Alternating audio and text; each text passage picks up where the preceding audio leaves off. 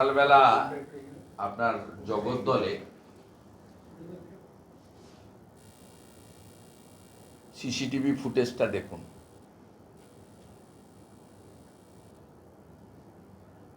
অর্জুন সিংকে ডাইরেক্ট প্রচারের সময় মমতা বন্দ্যোপাধ্যায় থ্রেট করে এসেছিলেন লোকসভা ভোটের সময়। দেখুন এরা কারা, চিহ্নিত সমস্ত লোক, তৃণমূলের কাউন্সিলরের ভাই, তৃণমূলের নেতা সোমনাথ শ্যাম এবং পার্থ ভৌমিকের সমস্ত ডান হাত বাঁ হাত, এবং এই টিম, এই গ্যাং অফ গুনস, এরা 28 তারিখে নবান্ন অভিযানের পুলিশি বর্বরতার প্রতিবাদে যে বন্ধ হয়েছিল, প্রিয়াঙ্কু পাণ্ডের উপরে যে প্রকাশ্যে গুলি চলেছিল, এই টিম, গুলি এবং বোম। আপনারা শুনলে খুশি হবেন,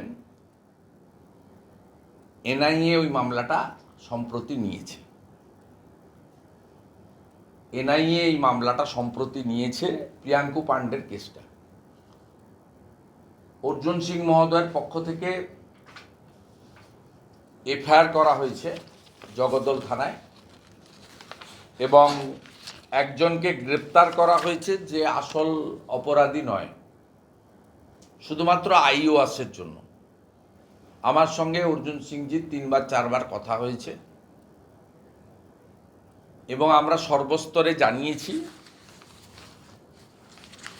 আমরা ব্যারাকপুর কমিশনারেট এবং জগদ্দল থানার বিরুদ্ধে, যেহেতু সিসিটিভি ফুটেজে পরিষ্কার দেখা গেছে পুলিশ তাদেরকে গ্রেপ্তার করার প্রতিবাদে যারা বোমা গুলি ছুঁড়ছিল, পাথর ছুঁড়ছিল, তাদেরকে কার্যত আদর করে সরাচ্ছিল।